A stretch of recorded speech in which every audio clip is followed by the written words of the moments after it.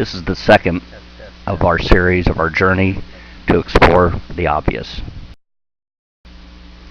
We first went over the present climate with tight credit, low prices, cheap money, the prospect of future inflation or appreciation, and really came to the conclusion that the climate's perfect. What I want to go over is basically the two options investors have, and they really are tangible investments versus intangible investments. Tangible assets are basically things like real estate, even cash, equipment. It's really something that has a physical existence. And the opposite of that is intangible assets, which is things like brand, trademarks, things that you really can't physically touch. So those are really the two things. And one thing that's kind of interesting, the stock, there's definitely a reason to have stocks in your portfolio, but I'll often hear people, stock investors, defending the values of their stock based on I've heard people say perception is reality, and it's sort of like what the market just thinks something's worth. I just find that a little interesting and kind of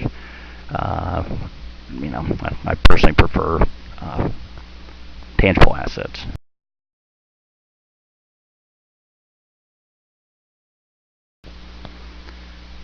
Now, looking at the tangible investments, the one we're going to be going over here in this series is real estate. And went out recently on a tour of properties.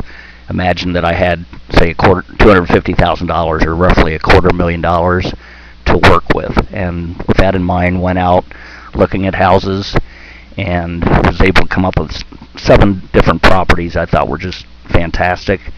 So we basically had about $250,000. The average acquisition was about $35,000.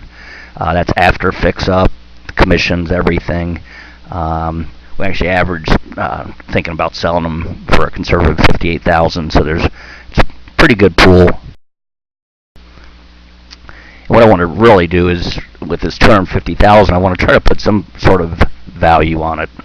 How do you put value on something? There's obviously the dictionary version of what value is. In real estate, there's really 3 traditional evaluation methods that we're going to be going over. The first one is the cost approach, and there's the income approach, and the comparative analysis approach. We'll start by going over the cost approach. The cost approach is basically what would it cost to reconstruct the property. Bricks, mortar, all that good stuff that it takes to build a house, plus purchasing the land.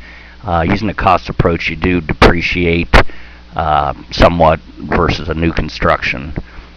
And we put on ours about $70 a square foot, which is actually very conservative. Most people estimate north of $100 a square foot. We added back our land value. Our square feet was approximately 7,300 square feet.